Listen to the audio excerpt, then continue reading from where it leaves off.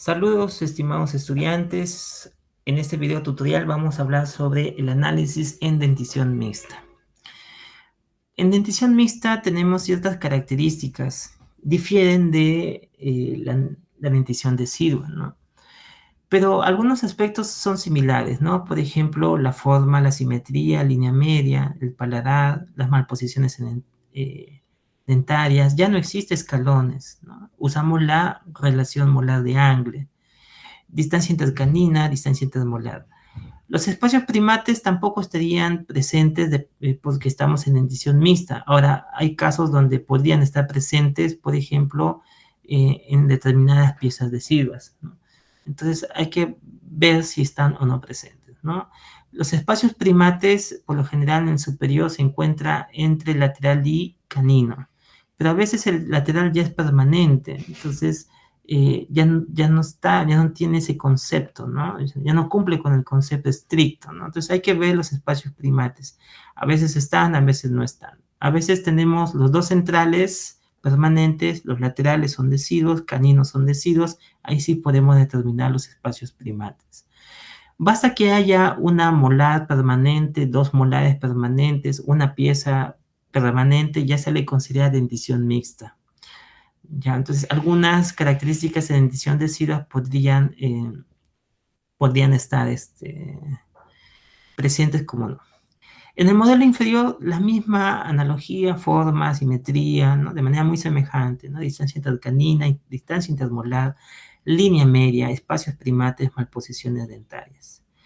En los modelos en oclusión vamos a tener que considerar el overbite, ¿no? Lo mismo que hemos visto en la dentición decidua, en porcentajes o en milímetros, ya sea signo positivo o signo negativo. Igualmente, overjet, el overjet siempre en milímetros y hay que evaluar si es positivo o signos negativos. Esto lo hemos visto en videos anteriores. Relación canina, relación molar. Hay que tener en cuenta lo siguiente. El arco de Baume tipo 1 presenta diastemas o espacios fisiológicos, mientras que el espacio de Baume tipo 2 no tiene diastemas, espacios. Esto es una dentición decidua, lo que quiero indicar es lo siguiente. Si ustedes comparan el ancho mesiodistal de un incisivo central deciduo y lo comparan con un incisivo central permanente, ¿sí? ¿Sí? Vemos obviamente que el incisivo central permanente es mucho mayor su tamaño. Eso implica que, ¿para qué sirven estos espacios o diastemas? Estos espacios o diastemas que tenemos en dentición decidua sirven para compensar el ancho mesiodistal del incisivo permanente. Cuanto más diastemas o espacios tenemos en dentición decidua, tiene mejor pronóstico de que no va a existir apiñamiento anterior. Pero si no vemos diastemas, si vemos aquí puntos de contacto, tiene un mal pronóstico. Con el tiempo es muy probable que le falte espacio, ¿sí? Entonces, estas características de Baume, el tipo de arco de Baume, es una clasificación para dentición decidua. El ancho mesiodistal de incisivos permanentes es mayor que el ancho mesiodistal de dientes deciduos. Entonces, siempre hay una tendencia de que el sector anterior le falte espacio. Y esa tendencia se le llama riesgo incisivo. Hay un riesgo en el sector anterior a nivel de incisivos de contraer o tener apiñamiento, o hay algunos casos incluso de retención de un incisivo no erupciona por falta de espacio. A eso le llamamos riesgo incisivo, ¿no? El apiñamiento o algún problema de erupción por falta de espacio. Mientras que en la parte posterior, el ancho mesiodistal de molares deciduos, ¿sí? Es mucho mayor que el ancho mesiodistal del premolar, del diente que le sucede, ¿no? Que le reemplaza. Entonces, en la parte posterior suele haber una tendencia a sobrar espacio, mientras que en el sector anterior me falta, el sector posterior me sobra, ¿sí? Entonces, existe esta diferencia de espacio entre el ancho mesiodistal de las molares y caninos deciduos comparado con el ancho mesiodistal de las premolares y caninos permanentes. Y esa diferencia le vamos a llamar espacio de Nance, ¿sí? Este espacio de Nance, ¿sí? En el superior puede tener un valor de 0,9 por lado y en el inferior de 1,8 por lado, ¿sí? Vamos a suponer, quiero que aquí analicen lo siguiente. Vamos a suponer que el paciente es una clase 1, es una clase 1 de Angle, clase 1 de Angle. Y como aquí me sobra espacio, hay la probabilidad de que esta molar se mesialice y consuma el espacio que me sobra. Esta migración de la molar, ¿sí? Tiene que ser de la misma proporción, la misma cantidad, debe generarse en la molar superior para mantener la clase 1. Si solamente la molar inferior se mesializa y la superior no se mesializa, podría perder la relación clase 1 de Angle, ¿sí? Entonces vemos que este espacio de Nance, ¿quién lo puede consumir? Lo puede consumir las molares, con una migración mesial de las molares, ¿sí? Vamos a suponer ahora que el paciente es clase 2, ¿sí? Clase 2 de Angle, y tengo el espacio de Nance. Vamos a suponer también que la molar se mesializa debido a este espacio de Nance, ¿sí? ¿Qué pasa con la clase 2 de Angle? ¿Mejora o empeora? Esta clase 2 de Angle mejoraría, ¿no? O disminuye la clase 2 molar, ¿no? ¿Qué pasaría ahora si el paciente tiene una relación molar de clase 3? La molar se va a mesializar. La molar se mesializa, ¿sí? Y la relación clase 3 empeora. Entonces, un aspecto o una aplicación clínica es evaluar si esta molar se va a mesializar o no. Si el paciente es clase 3, no favorece la mesialización, porque va a empeorar la clase 3. Si el paciente es clase 2, tal vez sí favorecería, y si el paciente es clase 1, debo tener en cuenta que debo mantener la clase 1. Implica que el superior también debería migrar, ¿no?, hacia mesial para mantener la clase 1. En la parte anterior puede existir apiñamiento. Vamos a suponer que aquí hay una discrepancia negativa y tenemos, por ejemplo, 3 milímetros de apiñamiento, ¿sí? En la parte del espacio de Nance, en la parte inferior, tenemos 1,8 milímetros por lado, ¿no? Tenemos 3,6 milímetros de espacio que podríamos utilizar, ¿sí? Este espacio de Nance, hemos visto que el molar lo puede consumir, o sea, la molar puede mesializarse, ¿no? Pero también hay otra situación, hay la probabilidad de que el espacio que me deja las molares deciduas sea distribuido para los dientes anteriores. Quiere decir que vamos a utilizar el espacio de Nance para tratar el apiñamiento anterior. Si tenemos de espacio de Nance 3,6 milímetros y tengo de apiñamiento -3, puedo utilizar este espacio de Nance, ¿no? Para aliviar el apiñamiento anterior, ¿sí? Ok, tenemos una tabla.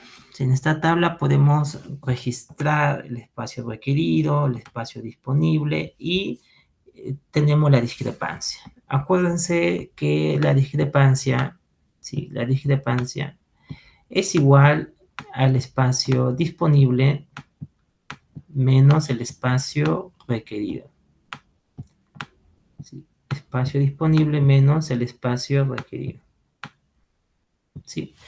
Entonces, necesitamos encontrar el valor del espacio disponible y el valor del espacio requerido. Pregunta: ¿cómo determino el espacio requerido en una dentición mixta? Para hacer el análisis de Moyer vamos a usar compás, portaminas y reglas. Vamos a determinar el ancho mesiodistal de los incisivos inferiores. Este es un requisito. Doctor, no tengo incisivos inferiores, entonces no puedo aplicar el análisis de Moyer. Tengo los dos incisivos centrales, pero no tengo los laterales. No puedo aplicar el análisis de Moyer. Tengo 3 incisivos, me falta uno. No deberíamos o no tendríamos la seguridad de hacer un análisis de Moyer. En algunos casos podemos duplicar el valor de un incisivo presente y utilizar este valor para duplicarlo y darle valor al incisivo ausente. Por ejemplo, si me falta la 4,2 está ausente, ¿sí? Entonces, pero sí la 3,2, entonces voy a duplicar el valor de la 3,2, ¿sí? Para determinar el ancho mesiodistal de la 4,2. ¿Sí? Hay esa probabilidad, pero a veces algunos simplemente sugieren no hacer el análisis de Moyer porque le falta incisivos. Y otros les pueden sugerir a los alumnos que sí lo hagan tomando valores promedios o valores utilizados de los incisivos presentes, ¿no? Conociendo estos anchos mesiodistales de incisivos, vamos a predecir cuánto es el tamaño de caninos y premolares permanentes. Los caninos y premolares permanentes todavía no erupcionan. Están todavía en proceso de erupción, están en proceso de formación, pero podemos establecer cuál será el tamaño mesiodistal de caninos y premolares. ¿Y cómo hacemos eso? Primero determinamos el ancho mesiodistal de los incisivos y para eso hay que tomar en cuenta la forma del incisivo. Algunos incisivos son medio triangulares y el ancho mesiodistal está un poquito más hacia oclusal. Hay algunos anchos mesiodistales donde el mayor ancho mesiodistal se encuentra en la parte media y otros se encuentran en la parte, entre la parte superior y la parte media, ¿no? O sea, debemos escoger el ancho mesiodistal, ¿sí? Con mayor magnitud, ¿no? El mayor ancho mesiodistal. Sumando estos 4 incisivos, podemos consignar, por ejemplo, si el central mide 6 y el lateral mide 6.5, 6.5.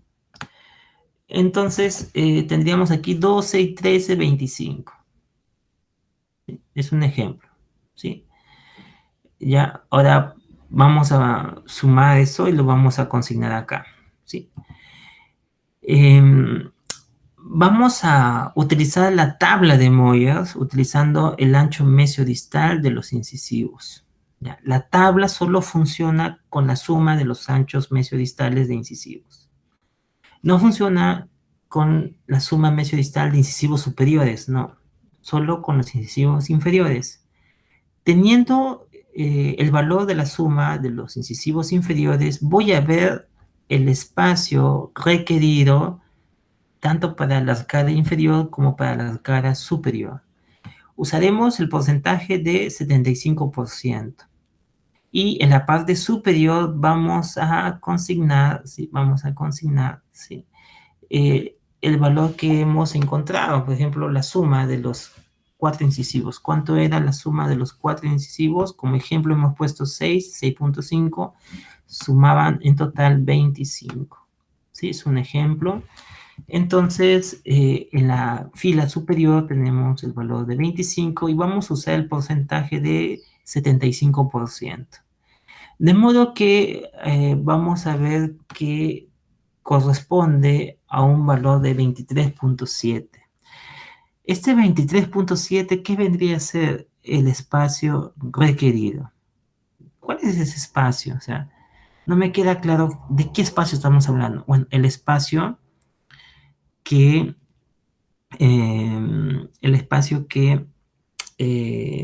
el ancho mesiodistal de caninos y premolares permanentes. El espacio para caninos y premolares permanentes. Existe una tabla, esta tabla de Moyer, que sirve para establecer cuál será el ancho mesiodistal de caninos y premolares, ¿no? Entonces nos está diciendo que Para caninos y premolares necesitamos 23.7 milímetros, ¿sí? Eso es lo que nos quiere decir. En la arcada inferior vamos a ver si usaremos también la suma mesiodistal de 25 y al 75% vemos que el espacio que necesitamos para caninos y premolares es 23.4. 23.4.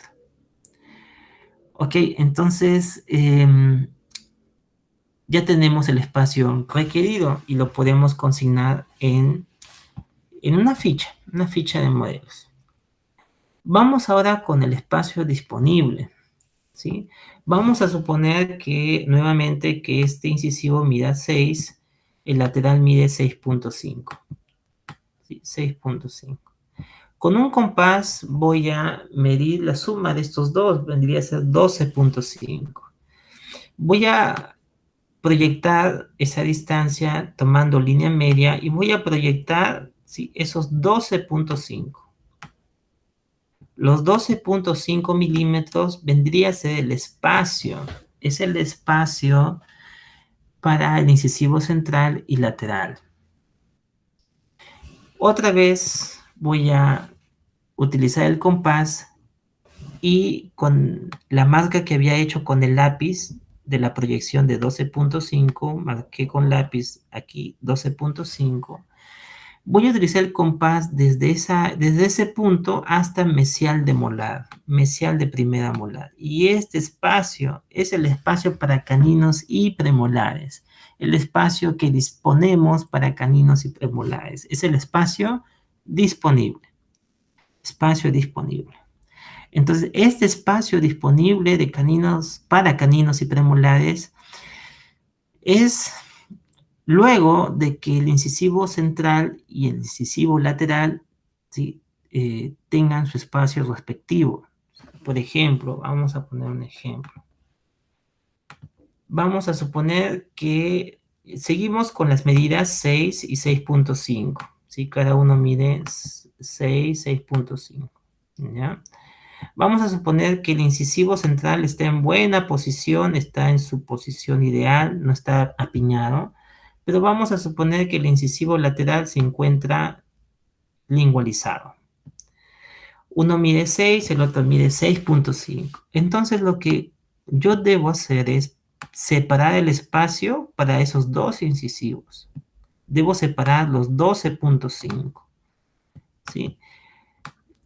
Y estoy haciendo la simulación de que voy a necesitar 12.5 para alinear el incisivo lateral.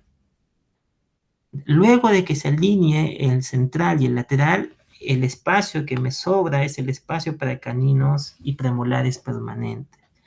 Por eso en la ficha ustedes van a ver el espacio que queda luego de alinear 1 y 2, 1 central, 2 lateral.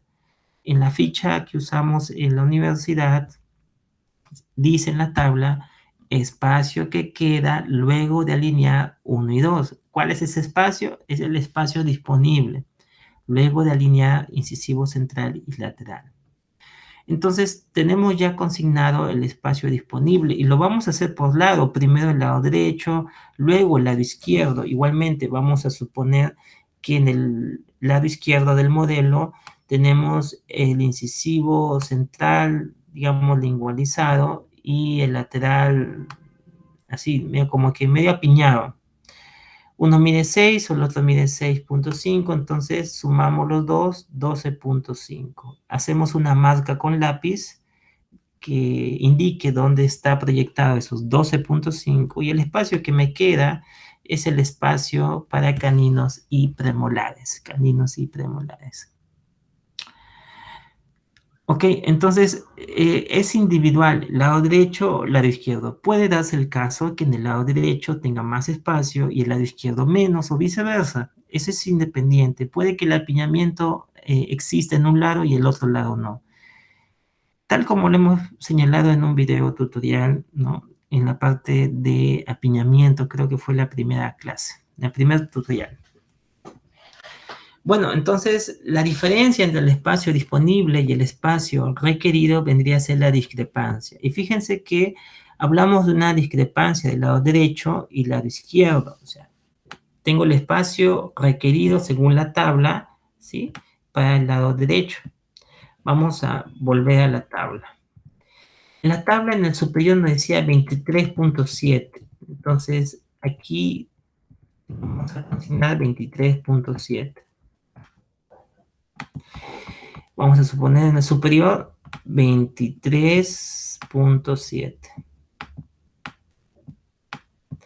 En el lado izquierdo, ¿cuánto necesita? También 23.7. Ok, el espacio requerido es el mismo tanto en el lado derecho como en el lado izquierdo.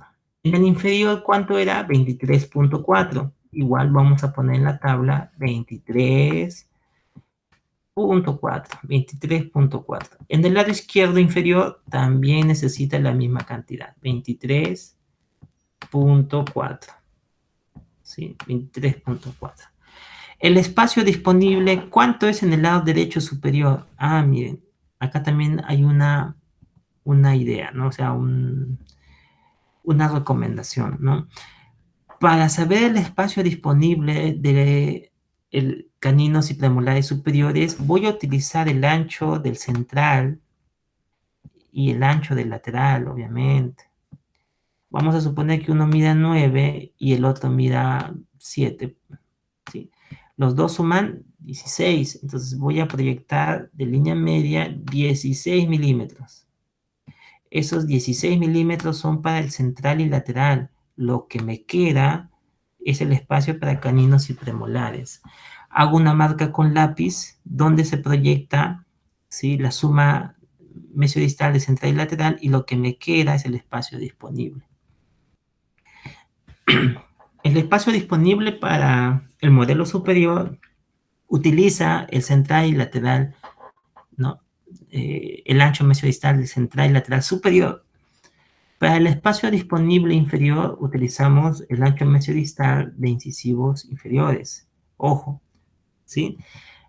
Tengan en cuenta esto que es muy importante, ¿no?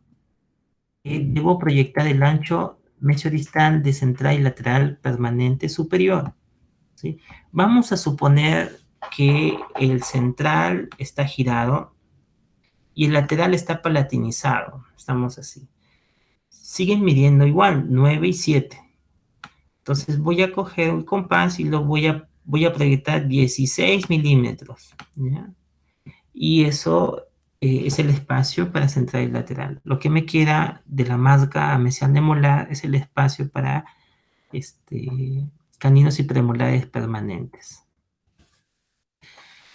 Entonces, hipotéticamente vamos a suponer que en el cuadrante superior derecho necesitamos 23.7 y haciendo las mediciones he obtenido un valor de 22. Entonces voy a hacer la diferencia, el espacio disponible menos el espacio requerido. Entonces tengo un valor negativo para comenzar, ¿no? Y ese valor es de 1.7, una discrepancia. Vamos a suponer que en el lado izquierdo tengo 24. Entonces veo que la diferencia me sale positivo, ¿no? Y me sale 0.3, ¿no? 0.3. Entonces, la discrepancia total es la suma del lado derecho y lado izquierdo, ¿no? Si vamos a suponer aquí, vamos a sumar, me sale menos 1.4, ¿sí? De la parte superior. Y de la parte inferior, bueno, haces la misma operación, ¿sí? Te pueden salir discrepancias negativas o positivas, ¿sí? Entonces, no es difícil el análisis de Moyer, simplemente es una secuencia, ¿no? Hay que usar la tabla, hay que hacer la operación. También existe el análisis de Tanaka-Jones, ¿sí? Antes de hablar de eso, el lado en el maxilar inferior se hace la misma operación. Vamos a suponer que me salió 23. Entonces, en el lado derecho la discrepancia es menos 0.4, es la diferencia del espacio disponible menos el espacio requerido, menos 0.4, ¿sí? Y en el lado izquierdo vamos a suponer que me salió otra vez 24. ¿sí? 24. Entonces, su discrepancia es positiva, ¿sí? Me salió más 0.6, ¿sí? Sumamos el lado derecho al lado izquierdo, la discrepancia al final será positiva, ¿no? Más 0.2, 0.2, ¿no? Esa es la manera de llenar la tabla. Existe un análisis que se llama Tanaka-Johnston, que utiliza una ecuación muy sencilla, ¿sí? La ecuación es la siguiente: el espacio requerido, ojo, es el espacio requerido, ¿sí? El espacio que se necesita, es igual al ancho mesiodistal de incisivos representado por Y entre 2 más una constante. La constante puede ser A o puede ser B. Sí, entonces acuérdense cuánto era el ancho mesiodistal de los incisivos inferiores. Habíamos dicho que el central era 6, 6.5. Entonces, en tanto derecho como izquierdo, entonces todos sumaban 25, ¿no? 25. ¿Sí? Entonces reemplazamos en la ecuación, sería 25 entre 2. Y voy a agregar la constante A cuando deseo saber el espacio requerido para la arcada inferior. Y voy a agregar la constante B si deseo para la arcada superior. ¿Sí? Entonces, vamos a suponer 25 entre 2, ¿sí? 12.5 más, ¿sí? 10.5, ¿sí?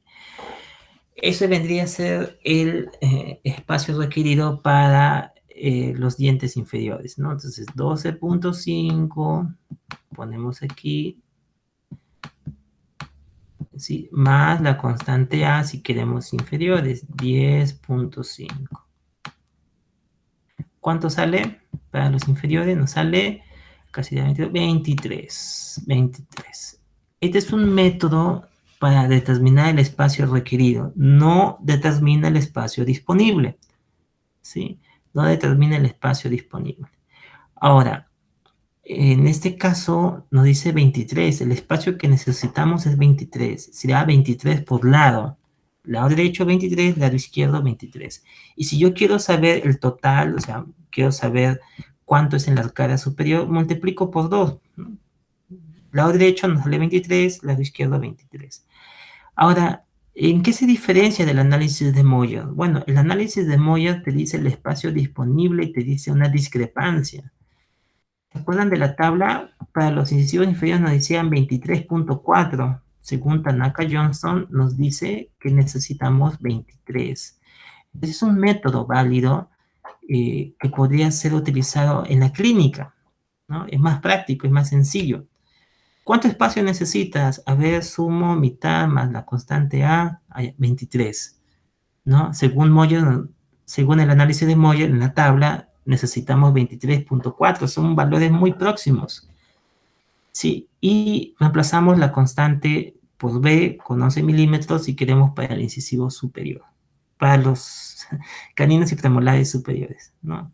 Entonces, esto me da el espacio requerido, no el espacio disponible. Acá no hay espacio disponible en el análisis de Tanaka-Johnston.